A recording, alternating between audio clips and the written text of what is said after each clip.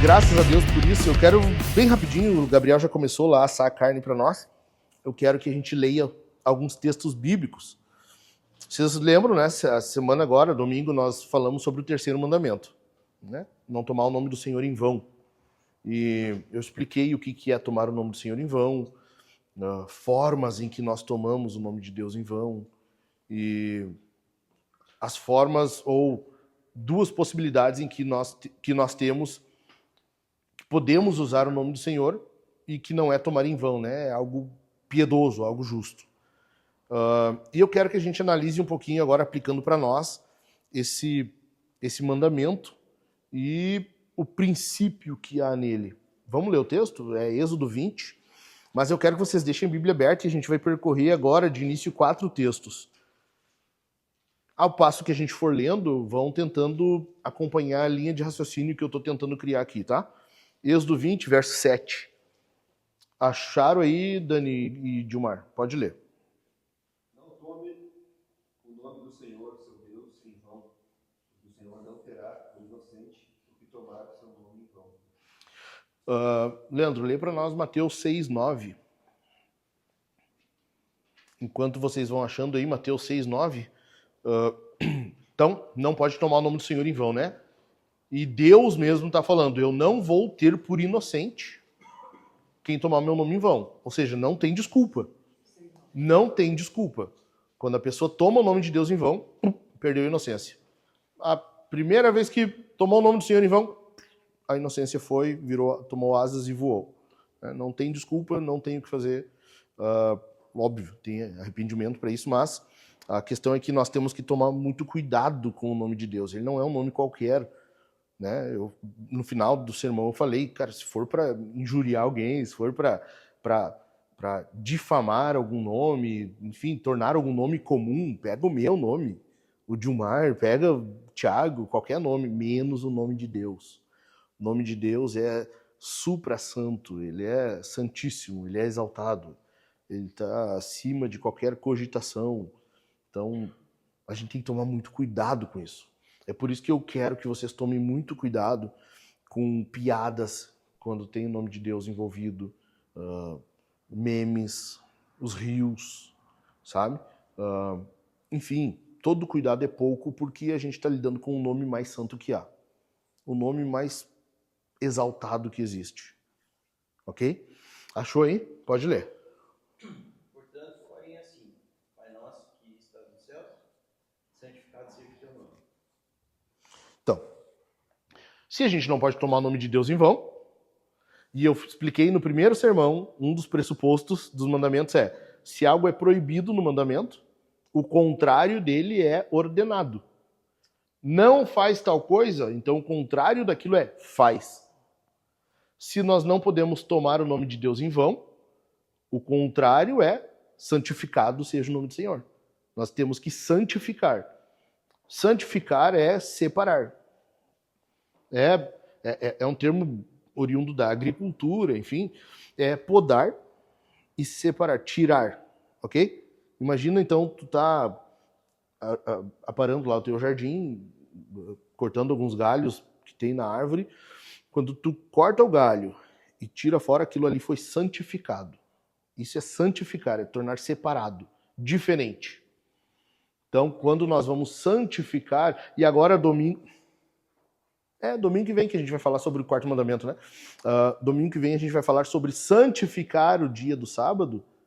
A ideia é essa, é separar, é ter algo separado. Tem um dia na semana que tem que ser diferente dos outros, ele é separado. Santificar o nome do Senhor esse nome, ele é separado, ele é diferente. Tá? Então, não tomar o nome do Senhor em vão, o contrário, santifica o nome do Senhor, tá? Agora alguém acha em 1 Pedro 1.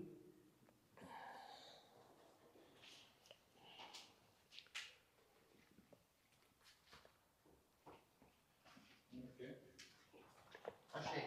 1:14.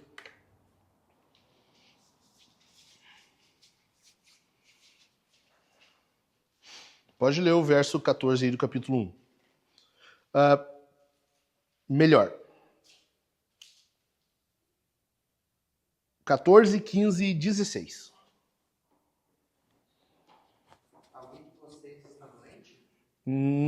Não. 1 Pedro 1, 14 ao 16. Como filhos obedientes, não vivam conforme Isso. as tradições que vocês tinham anteriormente, quando estavam na ignorância. Pelo contrário, assim como é santo aquele que os chamou, sejam santos vocês também, em tudo o que fizerem. Porque está escrito, sejam santos, porque eu sou santo. Volta para a vida morta. Então, ele não é acostumado a ler Bíblia, daí atrapalha. Tô brincando, João, tô brincando, fica tranquilo. Só esqueceu que mudou o livro ali, é outro. Detalhe. Acontece. Fica tranquilo. Eu não falei que no curso passado a gente estava olhando o Salmo 22, o João abriu a Bíblia assim, tem também esse negócio aí. Eu peguei a Bíblia dele e falei assim, Jó 22. Jó 22. Tem 50 reais aí, por um nasceu. Esquece, é um investimento, é um depósito. Se ele guardar um dinheiro na Bíblia, ele vai achar na velhice.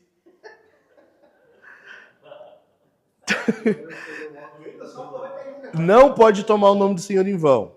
Contrário disso, santifica o nome do Senhor. Deus é santo. Por que o nome de Deus é santo? Porque Deus é santo. Uma coisa que eu expliquei também, o nome representa a pessoa. O nome, ele é a expressão da própria pessoa. Se o nome de Deus é santo, santificado seja o teu nome, é porque Deus é santo. O nome só está expressando o caráter de Deus, ok? Qual é a ordem de Deus para nós, então? Sejam santos porque eu sou santo. Se nós somos filhos, e Pedro está dizendo aqui que a gente é, versículo 14, como filhos obedientes, se nós somos filhos, a gente tem que lutar para cada dia ser mais parecido com o nosso pai. Imitar. A gente tem que imitar. Só que esse tem que imitar não é algo passivo, não é algo morno. Envolve uma busca ativa. Envolve tu buscar ativamente. E tem um texto que eu quero ler ainda com vocês antes de explicar mais sobre isso, que é 1 Timóteo. Volta um pouquinho aí, se tu está em 1 Pedro ainda. Volta em 1 Timóteo 4. Lê 1 Timóteo 4, verso 7. Mas rejeite as fábulas profanas e de velhas caducas. Muito bom, né? As velhas caducas. Muito bom. E agora, o final? Exercite-se pessoalmente na piedade. Então, o que Paulo está falando aqui? A piedade, a santidade, a santificação é um exercício. É um exercício. Por isso que eu disse, é uma busca ativa. Imagina que tu é um atleta e tu quer te profissionalizar, tu quer ser alguém do topo dos atletas, tu tem que treinar, te aperfeiçoar. A santidade é a mesma coisa. A santificação, ela não acontece na vida daqueles que não buscam. Ela não vai acontecer se tu não te empenhar para isso. Como um atleta, como alguém que está praticando ativamente, buscando aperfeiçoar a cada treino. É um exercício. Exercita-te na piedade. E detalhe, né? Paulo está dando uma ordem aqui, não é uma sugestão bíblica. Não é que seria bom se tu exercitasse isso. Não. Exercita-te. É um imperativo. Faz. Só isso. Tá? Então, com base nisso, cara, pegaram a linha de raciocínio? Deus não quer que tome o nome dele em vão, portanto, a gente santifica o nome dele. Por ele ser santo, nós somos filhos, devemos ser santos. Como que a gente faz isso? Como que a gente santifica? Exercitando. Fechou? Hoje e semana que vem eu quero... Vai ser meio que atrelado uma coisa na outra. Semana que vem a gente vai estender um pouco mais esse assunto. Hoje eu quero falar sobre a santificação com vocês. E semana que vem eu vou falar sobre a disciplina para isso. Ok? Como que nós vamos agir de forma disciplinada para alcançar a santificação. Mas hoje eu quero que a gente tome isso, entenda um pouquinho sobre a santificação e a necessidade dela. Por quê? Porque homens viris, homens machos, homens de Deus, homens cristãos, precisam ser santos. Precisam buscar a santificação. Então, em primeiro lugar, eu quero que tu entenda isso. A santificação é um exercício. Paulo ele fala exercita. O termo ali é gimnos. É o mesmo termo de onde vem a nossa palavra em português, ginástica. Gimnos. A raiz é a mesma, para ginástica. Ok? O termo, ele quer dizer despido. Por isso que os atletas, eles praticavam os esportes olímpicos lá pelado. Porque a roupa era um empecilho, ela atrapalhava na hora de praticar o esporte. E eles corriam peladão. Imagina que coisa linda o Chico pelado correndo. Imagina o Kennedy pelado. Imagina que cena linda correndo peladão. Hein? Aquele trocinho assim.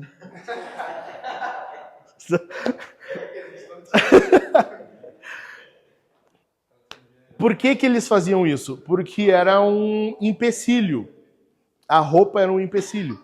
Daí que vem o termo gimnos, despido, ok? Exercita-te é um termo que, literal, se entendido literalmente, ele vai dizer exercita-te, pratica pelado, sem empecilho, sem nenhuma dificuldade, sem nada que vai te atrapalhar. Tá? Então, qual é a ideia aqui? É que se a gente for aplicar para nós esse sentido de fazer ginástica, gimnos, de exercitar, de praticar, ela é levada na religiosidade, né? não de forma pejorativa. O lado bom da religiosidade, nós vamos tentar nos livrar de tudo que é um empecilho, tudo que nos atrapalha de praticar o exercício. Entendeu? Nós vamos nos livrar, nós vamos nos despir de todo estorvo. Dá uma olhadinha ali, Rodrigo, por favor. Só um. Vai o Kennedy? Tá. Então.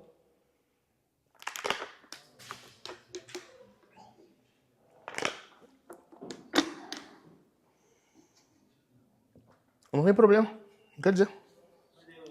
Só tira a chave. Vamos tirar dali. Deixa eu ir continuando, cara. Presta atenção aqui, tá? Então, a ideia é o quê? A ideia do que Paulo está falando aqui é que envolve suor, envolve esforço, envolve empenho. No sentido religioso, no sentido espiritual, tu tem que ser alguém que sua, que batalha. Entendeu? Oi? Comprometido. Um comprometimento ativo, com afinco. A ideia é o quê? Tu imagina, tu tem um objetivo, que é vencer um queniano na maratona. Pô, difícil. Cara, eu não entendo, eu acho que só faz correr. Né? Só...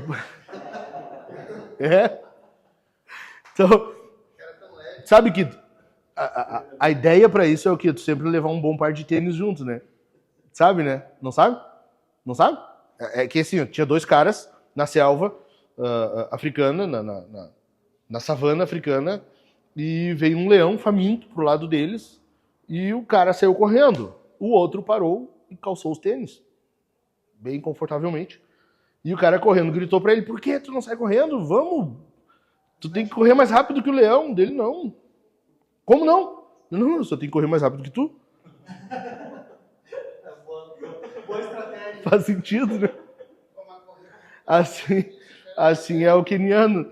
Então, se tu tem um objetivo de vencer uma maratona, cara, tu vai te empenhar diariamente. Tu vai estabelecer um horário, tu vai acordar num determinado horário para treinar. Se tu trabalha e tu quer ainda ter uma carreira em paralelo na maratona, tu vai acordar mais cedo ainda para antes do teu trabalho tu treinar, tu vem tomar um banho, tu se alimenta de uma forma adequada, tu não vai comer qualquer coisa, tu não vai comer qualquer coisa em qualquer horário. Estão entendendo? Tu tem um foco, tu é disciplinado, e é sobre isso que a gente vai falar semana que vem. Mas qual é a ideia? É o esforço, suor.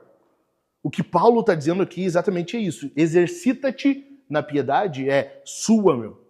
Na piedade, na santificação, sua camisa. Vamos lá. Entendeu?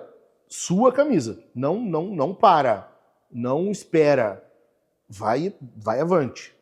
Então, da mesma forma que o atleta que descartava tudo que atrapalhava ele, competia gimnos, competia peladão, se livrando, né, de tudo que fosse sobrecarregar, enfim, nós temos que nos livrar desses estorvos, de tudo que nos impede de avançar mais eficazmente. Entendido? Então, se nós queremos nos livrar dos empecilhos e avançar em direção ao crescimento espiritual, nós temos que buscar esse livramento, esse dispensar do que nos atrapalha, nos despojar até essa nudez espiritual. Gimnos. E Hebreus, olha, acha Hebreus aí. Olha só o que fala em Hebreus 12, verso 1. Hebreus 12, verso 1 fala exatamente disso aqui.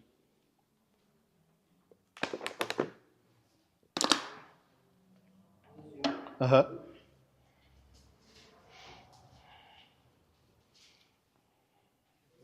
Portanto, também nós, visto que temos a rodear-nos tão grande nuvem de testemunhas, livremos-nos de todo o peso e do pecado tão firmemente se apega a nós, e corramos com perseverança a carreira que nos está proposta. Tu te ligou na ideia? Tu te livra do peso, tu te livra do pecado e tu segue a carreira. A carreira ali é a corrida, a maratona. E aí, ainda depois no 4 ele fala, né? Na luta contra o pecado, você não precisa resistir até o sangue. A ideia é o quê? Cara, não há crescimento. Tu nunca vai, presta atenção nisso aqui. Tu nunca vai chegar em lugar nenhum, espiritualmente falando, se tu não for alguém que busca ativamente, incansavelmente isso aqui. Tu nunca vai avançar, tu nunca vai crescer, tu nunca vai ser santificado se tu não buscar ativamente, como o leão faminto buscando a presa.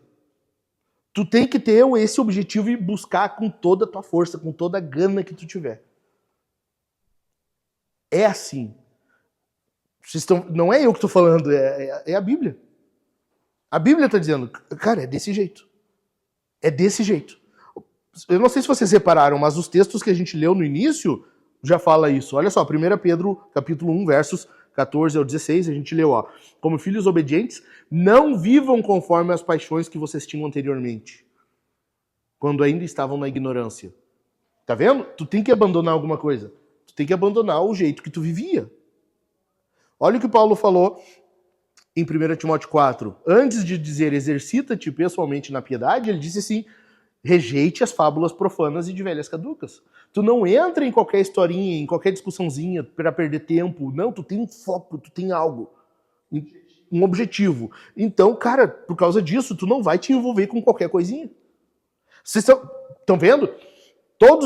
Pedro falou, Paulo falou, para tu chegar lá, para tu ir ao que interessa, tu tem que abandonar alguma coisa. Tu tem que abrir mão de alguma coisa. Vocês precisam. Ou isso quer dizer o que também? Todos nós, temos algo do que abrir mão ainda que está nos impedindo. E esse é o grande foco na vida. Enquanto a gente estiver aqui, enquanto Jesus não voltar e nos glorificar, todos nós vamos ter alguma coisa para lutar contra e ir deixando para trás. E ir limpando. Todos nós. Entendeu? Nós todos temos algo com que abrir mão, deixar para trás e avançar. Se alguém disser não, então tu já é santo, já devia ter sido arrebatado. Já tinha que estar voando, nós ia tentar segurar pelos pés aqui só. Que daí tá santo, já tá indo, tá subindo.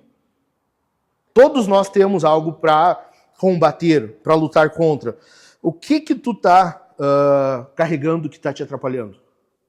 O que está pesando nas tuas costas? O que está te impedindo de praticar esse esporte espiritual O que está atrapalhando? Qual é a vestimenta que te impede de praticar gimnos, de se despir e não ser impedido de avançar com eficácia? O que está pegando em ti ainda? Do que tu precisa te livrar? É disso que tu precisa te livrar, é dessa coisa aí. O chamamento à santificação,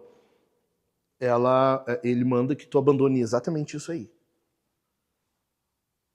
É disso que tu precisa te livrar. Tem uma frase de um autor, eu amo o livro dele. Nós ainda vamos ler ele juntos, depois da TS, depois que a gente lê alguns, nós vamos ler esse livro juntos. Disciplinas do Homem Cristão. Cara, o melhor livro sobre masculinidade, não tem outro igual. E o autor diz assim, ó: a vida do cristão bem-sucedido não é financeiramente, não é ter o emprego dos sonhos, é bem-sucedido espiritualmente, tá? Cristão. A vida do cristão bem-sucedido é cheia de suor. Sem virilidade não há maturidade. Sem disciplina não há discipulado. Sem suor não há santidade. Eu vou repetir. A vida do cristão bem-sucedido é cheia de suor. Sem virilidade não há maturidade. Sem disciplina não há discipulado. Sem suor não há santidade. Sejam santos porque eu, o Senhor, o seu Deus, sou santo. Ok, para eu ser santo, eu tenho que suar.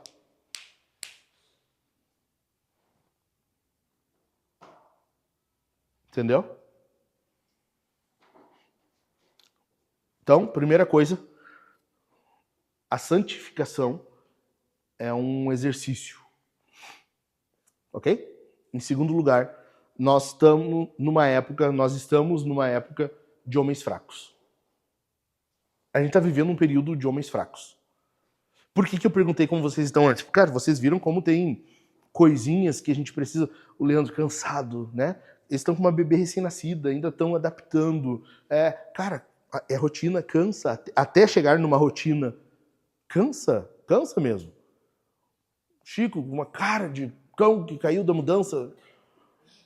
E nem nasceu o bebê ainda. Mas é muito fácil a gente entrar num ambiente de desânimo. É a coisa mais fácil que tem. Não por essas coisinhas só, mas porque a época que a gente vive nos empurra para isso. Mas empurra as ganhas, assim, ó. Empurra com tudo que tem. A cultura, ela tenta te emascular. Ela quer cortar tuas bolas.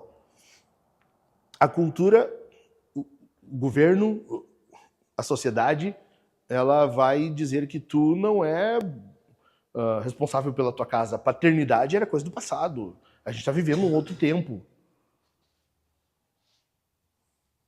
Tudo vai fazer com que tu vá sendo castrado. Tu vai perdendo as bolas. Alguém vai fazer isso para ti.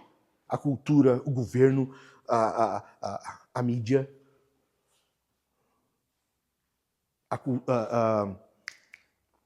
os filmes, séries. Ok? Olha só isso aqui, ó. Presta atenção nisso aqui. Nós estamos vivendo um período em que os homens eles estão muito aquém das mulheres. Nessa corrida espiritual, nesse disputar gimnos, nesse correr pelado espiritualmente falando, as mulheres estão muito avante de nós.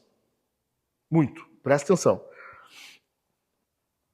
Tem um estudo da Igreja Metodista Unida nos Estados Unidos, de alguns anos atrás, que 85% dos assinantes de um livreto sobre princípios de devocionais, 85% dos assinantes eram mulheres. E de um outro livreto sobre também devocional, os dois maiores, esse aí, 75% eram mulheres. 3/4. Ok? A esmagadora maioria dos livros hoje são comprados por mulheres. Eu tenho uma livraria, eu sei do que eu tô falando. Tanto que uma vez a Su e eu nós conversamos e a gente estava... Eu sempre quis vender livro de qualidade, né? Se vocês forem ali atrás, vocês vão ver que não tem livro ruim. Pode ter um melhor que o outro, mas livro ruim não tem, isso eu garanto. Não vai ter só livro modinha, não vai ter livro que está vendendo. Não tem ali Café com Deus Pai. Tá? E nem vai ter, fica tranquilo. Não vai ter. A cabana. E eu disse para essa uma vez, a gente tem que comprar livros bons, mas a gente vai ter que comprar mais livros femininos. Porque se eu quero, em algum momento, vender, eu vou ter que ter coisa para as mulheres. Porque os homens não compram, os homens não estão lendo. Ninja, né? Ah, muito rápido, né? Sério? Eu achei que você ia dizer agora. Vocês entendem? O homem não está lendo. Por que que a gente não está vivendo um período em que os homens são líderes, os homens estão agindo como homens? Cara, os homens não estão fazendo por si também. A cultura está eliminando isso e os homens estão entrando na onda. Entende? Estão indo no ritmo. Os homens hoje são homens que não leem, as mulheres estão mais assim, anos-luz à frente. Bando de homens fracos, não leem. Não vão atrás, não se aperfeiçoam. Olha só.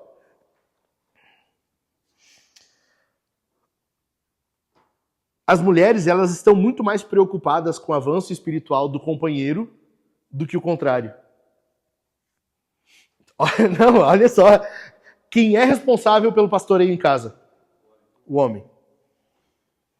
Mas estatisticamente falando, as mulheres são muito mais preocupadas com o avanço espiritual, o crescimento espiritual do companheiro, do marido, do que ele com ela. Te liga nisso aqui.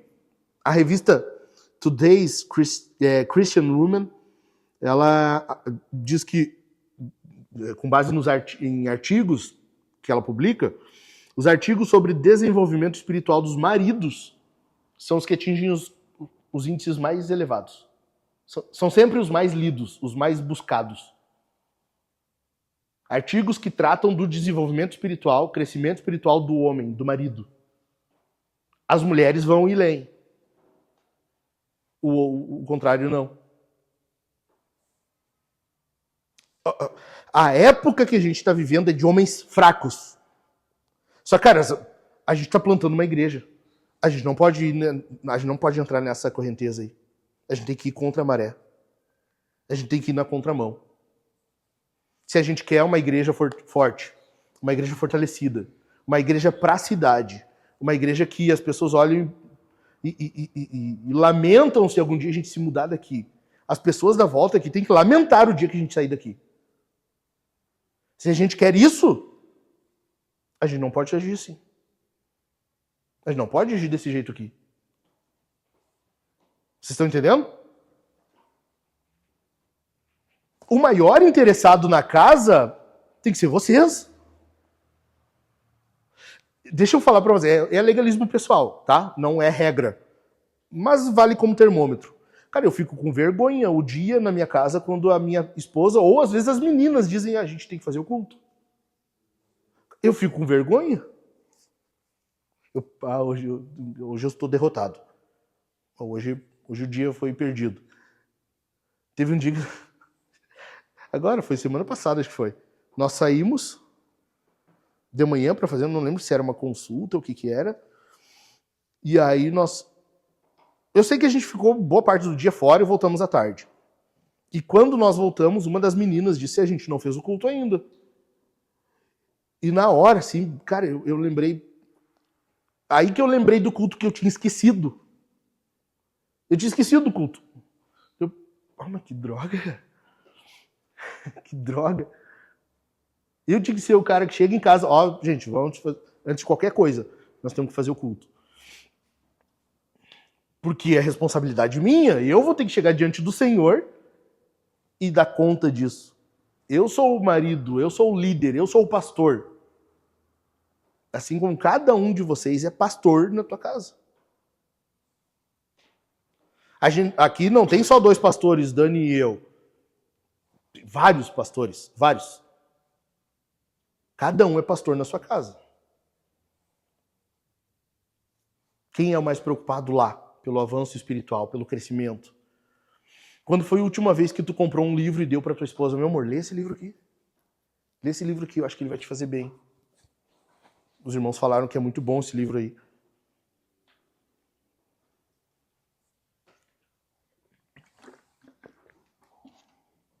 Quando foi que vocês sentaram para fazer uma leitura juntos ou fazer alguma coisa assim? Porque, cara, se as mulheres estão lendo mais que os homens, a tua esposa ela vai ler. Às vezes ela vai estar lendo nos rios. É uma leitura, ela está lendo ali. A cultura está impregnando a mente dela.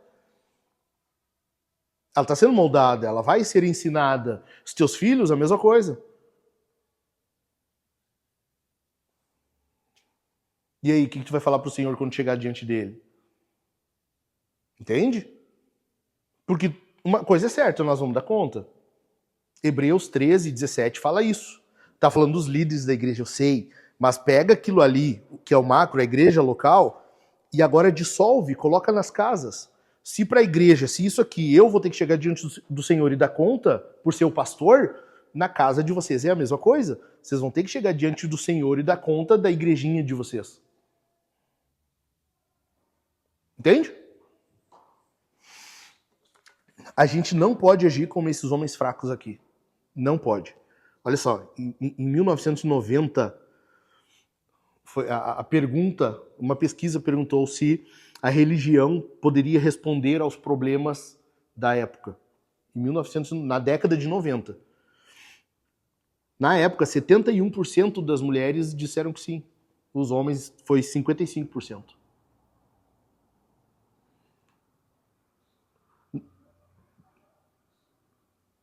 59% das mulheres têm participação ativa na igreja.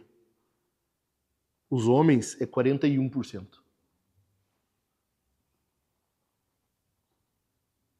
Cara, aí tu entende como que a cultura tá do jeito que tá. É óbvio. Se os cristãos estão desse jeito, o que sobra para os outros? Se crente, cristão, o cara que deveria estar liderando, o cara que deveria estar à frente, o cara que deve assumir a bronca, tá desse jeito aqui, uma bosta, lixo, cocô, o que sobra para os outros? É óbvio que vai estar cheio de cara aí daí com coque. Desculpa, Chico, nada pessoal. Cheio de homem fraco, cheio de homem afeminado, cheio de homem que, sabe, não se envolve. Cara, eu vi essa semana não é um estudo, como é que se diz? Não é teste social, é experimento social. Não é aqui, é na Europa. Mas aí vocês veem como tá cheio de homem afeminado. Tinha uma criança andando na calçada, vem um cara e rapta ela, pega ela e sai correndo. O experimento social era esse. Ver qual seria a reação das pessoas. De dezenas de pessoas que viram, uma foi atrás. Uma mulher.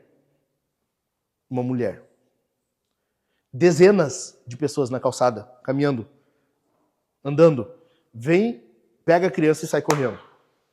Uns param, olham, seguem. Outros nem olham. Outros, sabe? Se surpreende porque foi ali na hora, ali, atrapalhou o caminhar do Chuchu Beleza. Exato. De todos, uma pessoa foi atrás. Era uma mulher. Se arriscou, vamos dizer que fosse verdade mesmo, ela foi magrinha. Teria ido. Ela foi. Mas, cara, se não era de todos os homens parar aí, tu entende? Cara, esse é o retrato da masculinidade hoje na cultura. Homem que não se envolve, sabe? não vou me envolver. Eu não é comigo. Nós, pelo menos, nós, aqui, nós, da Soma. Eu não digo nós, cristãos, de modo genérico. Não, nós aqui. Que se exploda. Como é que eu vou saber se o cara está armado? Se exploda. A Bíblia fala que nós não temos que buscar somente os nossos interesses, mas os dos outros. É mandamento. Entendido? E aqui tem mais uma dificuldade quanto a isso aqui. Que os caras acham que estão bem, quando na verdade estão se prejudicando. Qual é? Os homens têm uma tendência maior do que as mulheres de se achar autossuficientes. Os homens se individualizam mais. O homem se fecha, ele se isola, ele se afasta e tenta resolver a sua maneira, sozinho, sem abrir o jogo, sem pedir ajuda, sem falar. Na igreja isso não é assim. Ok?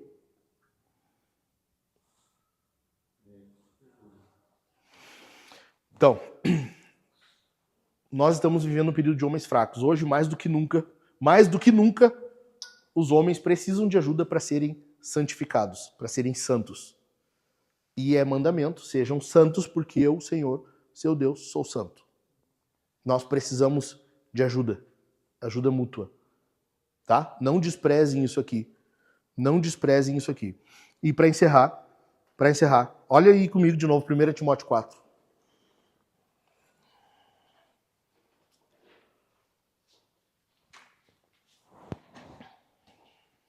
Acharam?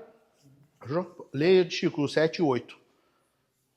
Mas rejeite as fábulas profanas e de veras caducas. Exercite-se pessoalmente na piedade. Pois o exercício físico tem algum valor, mas a piedade tem valor para tudo. Porque tem a promessa da vida que agora é e da que há de vir. Olha o que Paulo está falando aqui. Exercite-se na piedade, tá? Te santifica, vai atrás, luta. O exercita-te ali é exercício, é tu batalhar, te esforçar, te empenhar. Mas o que Paulo vai falar no versículo 8, pois o exercício físico tem algum valor. O físico aqui, exercício físico, é o mesmo termo de onde nós temos o termo agonia. É de onde vem a palavra agonia no português. O que Paulo está dizendo é, o exercício físico tem algum valor. Só que esse é o padrão ou o mínimo aceitável para a questão espiritual, para a piedade, para a santificação. Pois o exercício físico tem algum valor, mas a piedade tem valor para tudo. Ou seja, se tu te agonia, se tu sacrifica teu corpo, se tu censura teu corpo para alcançar o objetivo que tu tem da prática de esportes, da carreira, a corrida, muito mais tem que ser na questão espiritual. Muito mais. O que Paulo está dizendo aqui é que nós devemos nos agonizar pelo avanço espiritual. Tu tem que te incomodar por não estar crescendo tanto quanto deveria, ou tanto quanto gostaria. Tu tem que te incomodar, te perturbar por não estar crescendo tanto quanto tu deveria. Tu tem que buscar estabelecer uma meta, eu quero crescer, eu vou atrás disso, e te perturbar por não chegar lá. E te incomodar. E aí no final do verso 8 ainda ele vai dizer assim, ó, então a piedade tem valor para tudo, porque tem o quê? Tem o quê? A promessa. A promessa. Se tem uma coisa na Bíblia, tu pode ser o crente mais fraco que tiver, tu não confia tanto na palavra de Deus, tu sabe que tem que confiar, mas tu não confia tanto, não tem força, tu em algum momento duvida. Se tem uma coisa na Bíblia que tu precisa acreditar, é a promessa. As promessas que há na Bíblia. Porque olha só, pensa comigo. Gênesis 3,15.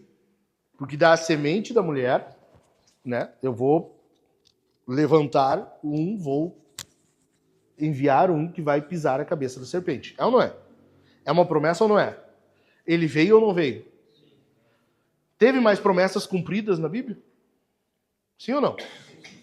Então, quer dizer, Deus pode mudar? Oi? Não. Deus não muda.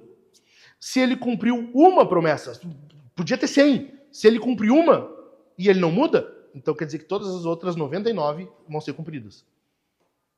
Se Deus cumpriu uma, se tem uma promessa na Bíblia que tu lê e isso aqui é cumprimento daquela promessa, já é o suficiente. Já basta. Ele não mente, ele não muda, ele não altera. Se tu leu uma promessa na Bíblia e tu viu o cumprimento dela na Bíblia, então isso basta para tu saber que todas as outras serão cumpridas. O que Paulo está dizendo aqui? Que tem o quê? A promessa. E olha só o detalhe. Tem a promessa da vida que agora é e da que há de vir. E o 9 diz, né? Fiel é esta palavra e Digna de... Isso aqui... Ok, gente, estão conversando aí.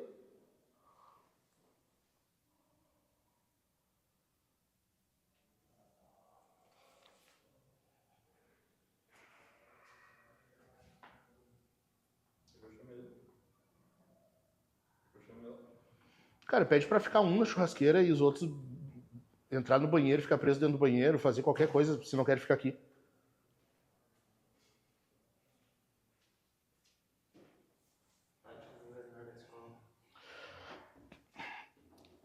Paulo está dizendo o quê?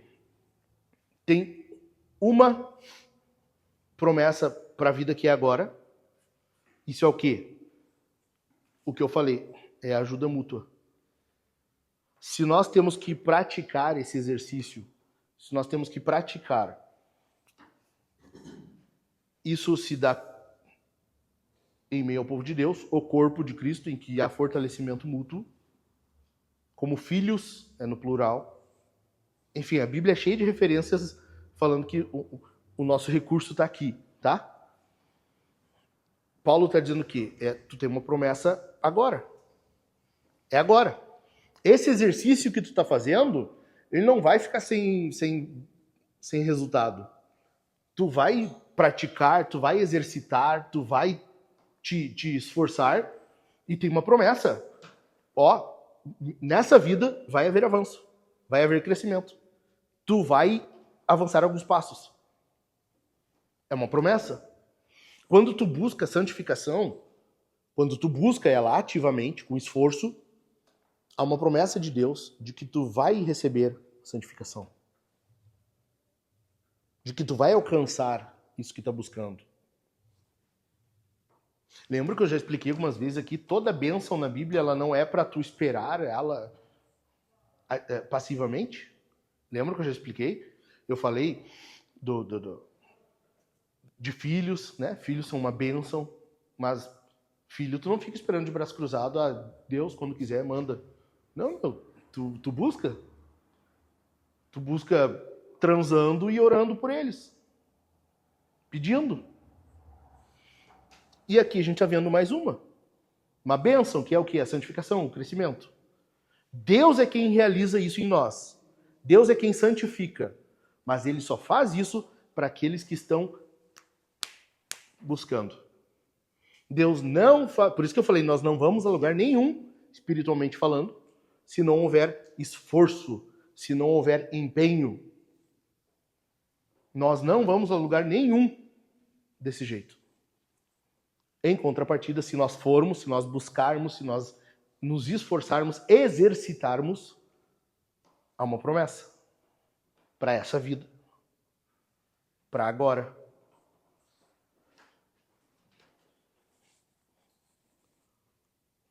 Nós somos afetados pelas pessoas, nós somos afetados uns pelos outros aqui. Para bem ou para mal. Tem alguns de vocês que vão encorajar, que vão animar, que vão energizar outros.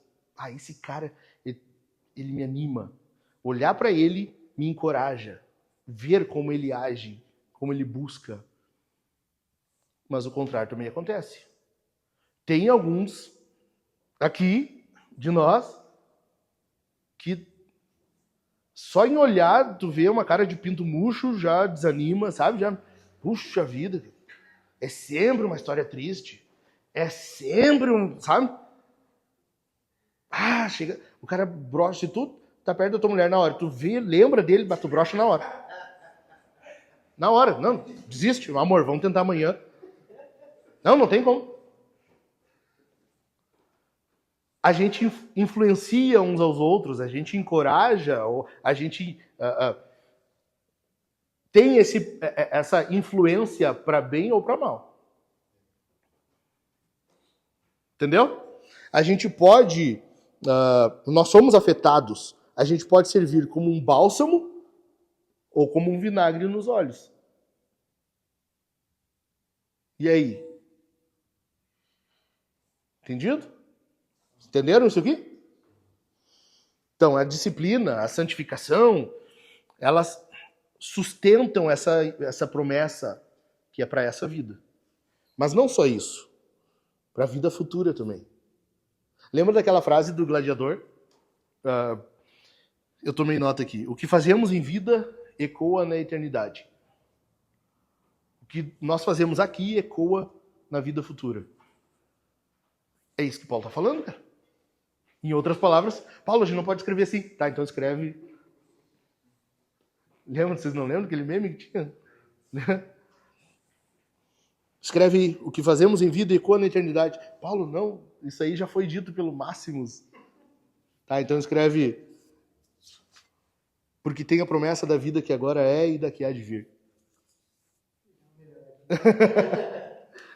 O que Paulo está dizendo aqui, cara, é que tudo que tu faz nesse empenho, nessa busca, e não só para ti, porque se nós temos essa interação, é pelos outros também, tudo que tu faz vai ter algum reflexo na eternidade. Vai ter reflexo aqui, porque há uma promessa, Paulo está dizendo, há uma promessa para a vida que agora é e para que há de vir. Então é uma promessa com dois resultados. Um agora, outro no futuro. Cara, se isso não encoraja tu buscar santificação, buscar ser um homem de Deus, buscar ser um homem santo, e não só um santo, sabe? Ah, eu vou no culto, eu faço tudo o que tem que fazer, ok. Não, cara, buscar ativamente, exercitar-se na piedade. Se isso não te encoraja, desiste, meu. Desiste. Desiste.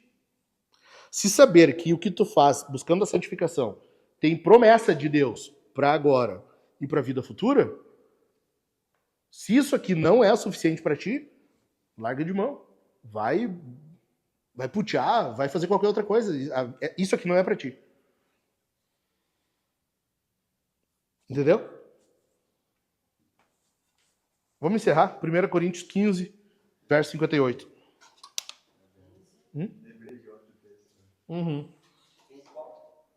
15:58. Portanto, meus amados irmãos, sejam firmes, inabaláveis e sempre abundantes na obra do Senhor, sabendo que no Senhor o trabalho de vocês não é em vão. Não é vão. Não é vão. Não é nulo. Não é sem valor.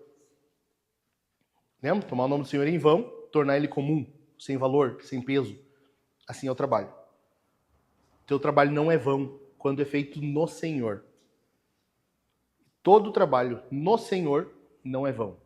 Quando tu faz no Senhor, buscando, fazendo aquilo que Jesus mandou, aquilo que Ele te diz para fazer, buscando a santificação, quando tu age, quando tu vive dessa forma aqui,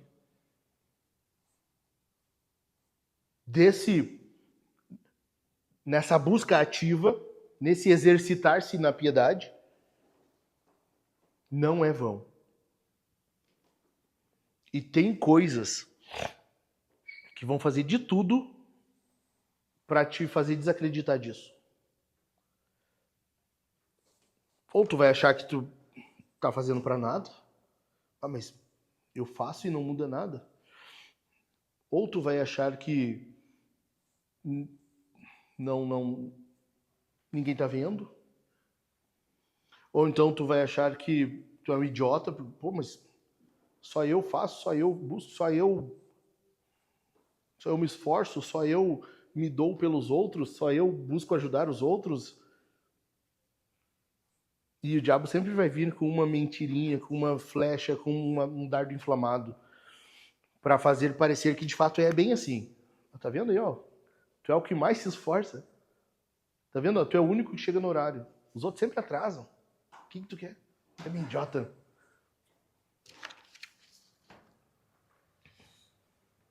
Quando a Bíblia está dizendo não é vão. Se tu faz no Senhor, não para agradar os caras, para agradar Jesus. Se tu faz no Senhor, se tu quer ser mais parecido com Ele, se tu quer buscar a face dEle, se tu faz isso para que todos vejam que na tua vida Deus e o nome dEle é mais importante que tudo, não é vão. Sejam santos, porque o Senhor é santo. Amém? Vamos ficar em pé? Vamos orar?